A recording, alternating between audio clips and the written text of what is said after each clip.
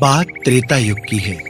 एक प्राचीन नगर में एक साहूकार रहता था, जिसके 7 बेटे और 7 बहुएं थीं। साहूकार की एक बेटी भी थी, जिसका नाम कमला था। कमला दीपावली के अवसर पर कुछ दिन पहले ही किसी कार्य से अपने मायके आई थी।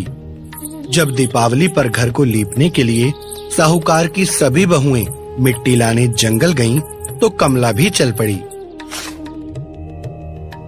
कमला जहां से मिट्टी ले रही थी, वहीं मिट्टी की ओटक में स्याहू नाम की गाय का नवजात बछड़ा था। मिट्टी खोदते समय गलती से उसकी खुरपी से स्याहू का बच्चा मर गया। स्याहू इस बात पर क्रोधित होकर बोली, तूने मेरे बच्चे को मारा है, अब मैं तुम्हारी कोख बांध दूंगी। स्याहू की बात सुनकर कमला अपनी 7 भाभियों से एक एक करके विनती करने लगी। भाभी, मेरी सहायता करो, आप तो मेरी बड़ी भाभी हो। आप मेरे बदले अपनी कोख बंधवा लो। मेरी अभी कुछ ही समय पहले शादी हुई है। मेरी सास बहुत नाराज होगी। ना जीजी ना, ये सब हमसे नहीं होगा। नई शादी हुई है तो क्या हुआ, यहाँ आने के लिए तुम ही आतुर थी। मैं न बनवाऊंगी अपनी कोख। मेरे से भी कोई अपेक्षा न रखना। वैसे भी एक ही संतान है मेरे पास। अभी जीवन में देखा ही क्या है मैंने, जो अब इस श्राप के कारण ही भागी बनूं। जो किया है तुमने, वो तो तुम्हें ही भुगतना पड़ेगा। भाभी, मेरी बात को समझो। यदि मेरे संतान नहीं हुई तो मेरी सास और नंद मुझे बहुत सताएंगी। भाभी, तुम तो मेरी परेशानी समझो और दया करो मुझ पर। वाह जीजी वाह, गलती तुम करो और भुगतान हम करें। अरे मैं पूछती हूँ, क्या भला कोई दुश्मनों से भी ऐसा व्यवहार करता है क्या? तुम ऐसा करके हमें संतानहीन बनाना चाहती हो क्या? अच्छा, तुम्हारी सास तुम्हें कोसेगी और हमारी सास हमसे बड़ी खुश होगी। क्यों? तुम क्यों अपने किए का दंड हमारे सिर डालना चाहती हो? ना बाबा ना, हमसे नहीं होगा ये, हमें माफ करो। इस तरह 6 भाभियों के मना करने पर कमला रोती बिलखती रही, लेकिन ये सब उसकी सबसे छोटी भाभी से देखा न गया। वो स्वयं माता की भक्त थी और उसकी भी शादी अभी 1 साल पहले ही हुई थी। वो अपनी ननद कमला से बोली, जीजी, आप चिंता न करो। आप क्यों परेशान होती हो? मैं आपके बदले अपनी कोख बनवाऊंगी। विवाह का अर्थ सिर्फ पति की सेवा करना ही नहीं होता, बल्कि पति के परिवार को अपना मानना और उसके परिवार के दुख को अपना समझना भी पत्नी का ही धर्म होता है। जब इस परिवार में सुख हम सब मिलकर भोगेंगे, तो आई हुई विपत्ति से क्यों भागना? देखना, माँ भगवती की कृपा से सब सही हो जाएगा।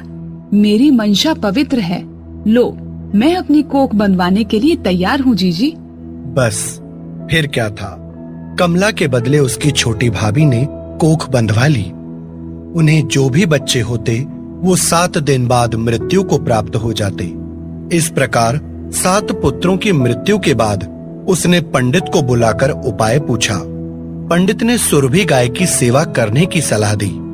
उसने ऐसा ही किया।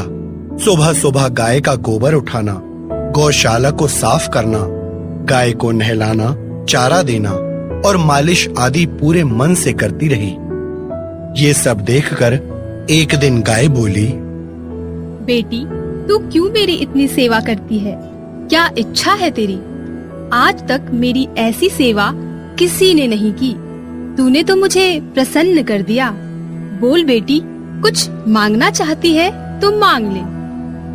हे सुरभि माता, मेरी भी गोद भर जाए, मैं भी माँ बनूं, मेरे भी पति का वंश आगे बढ़े। यदि आप मेरी सेवा से, मेरी भक्ति से प्रसन्न हैं, तो हे माता, मुझ दुखियारी पर दया करो माँ। बेटी, यहाँ से मीलों दूर मेरी सहेली स्याहू गाय रहती है। वो बड़ा पवित्र स्थान है। चलो, मैं उसके पास तुम्हें ले चलती हूँ। जैसे तुमने मेरी सेवा करके मेरा मन जीता है, अब वैसे ही सेवा स्याहू की भी करना। फिर दोनों स्याहू से मिलने निकल पड़ती हैं। रास्ते में थक जाने पर दोनों आराम करने लगती हैं कि अचानक साहूकार की बहू देखती है कि एक सांप गरुड़ के बच्चे को डसने जा रहा है।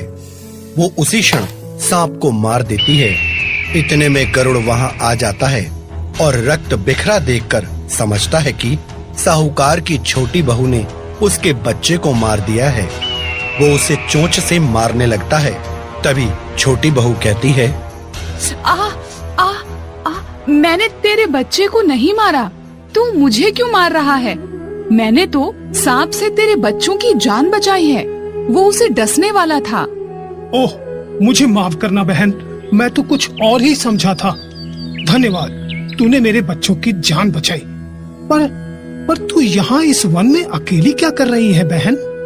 बता, मैं तेरी क्या सहायता कर सकता हूँ? छोटी बहू ने अब तक की सारी बात गरुड़ को बता दी। ये सब सुनकर उसे बहुत दुख हुआ। गरुड़ ने अपना आकार बड़ा किया और सुरभि गाय सहित उन्हें अपनी पीठ पर बैठाकर स्याहू गाय के पास पहुंचा दिया। अपनी सहेली सुरभि को देखकर स्याहू माता खुश हो गईं और बोली, आ बहन आ, आज बड़े दिनों बाद आई और अपने साथ ये किसको लाई है आज? ये मेरी मुंह बोली बेटी है और मेरी बड़ी सेवा करती है। मैंने तेरे बारे में इससे बात की तो मुझे तुझसे मिलाने के लिए ये मुझे यहाँ ले आई। अच्छा हुआ कि तूने इसे अपनी बेटी बना लिया। ये तेरी सेवा तो कर देती है। अच्छा है, एक से भले दो, और मेरे पास तो कोई सेवा करने वाला भी नहीं है। चिंता न करो माँ, मैं अब से आपकी भी सेवा किया करूँगी।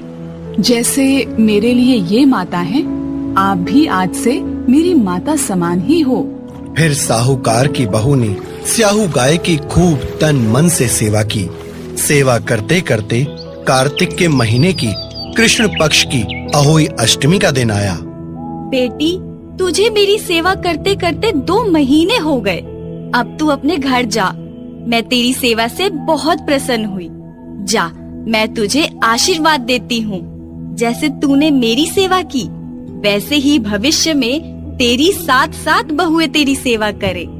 तू दूधो नहाए और पूतो फले। माँ, मेरा ऐसा भाग्य कहाँ?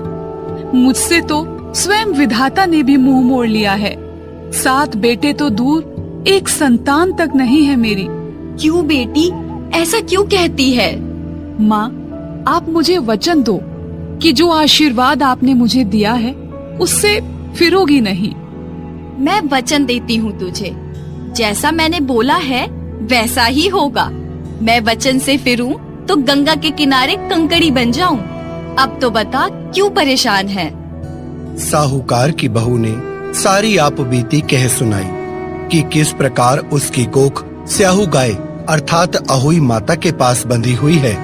ये सब सुनकर स्याहू बोली, तूने तो मुझे ठग लिया बेटी। मैं तेरी कोख खोलती नहीं, पर तेरी सेवा भाव से मैं प्रसन्न हुई। और जो त्याग तूने अपनी नंद के लिए किया और अपनी सास के बारे में इतना प्रेम रखा, मैं उसकी सराहना करती हूँ। जा, तू अपने घर जा। मैं तेरी कोख खोलती हूँ। तेरा घर पुत्र और पुत्रों की वधुओं से हरा भरा हो। देखो, आज कार्तिक मास के कृष्ण पक्ष की अष्टमी है, अर्थात अहोई अष्टमी का पर्व है। घर जा, घर जाकर 7 अहोई का चित्र मांडना, 7 कढ़ाई में पकवान बनाना और सास और नंद को बायना मनसना। अब जा बेटी, अपने बच्चों के साथ खूब खुश रहना। बस फिर क्या था, जो स्याहू गाय ने बोला था वैसा ही हुआ। बहू को संतान हुई और घर खुशियों से भर गया। अहोई अष्टमी का अर्थ है अनहोनी को होनी बनाना, जैसे साहूकार की छोटी बहू ने कर दिखाया। अहोई माता संतानहीनों को संतान देती हैं और संतान की आयु में वृद्धि करती हैं। हे अहोई माता, जैसे आपने साहूकार की छोटी बहू की सुनी, वैसे सबकी सुनना। इस प्रकार की रोचक कहानियों को सुनने के लिए हमारे इस चैनल को लाइक, शेयर और सब्सक्राइब करें और हाँ, बेल आइकन जरूर दबाएं ताकि रोचक कहानियों का नोटिफिकेशन सबसे पहले आप तक पहुँचे। नमस्कार।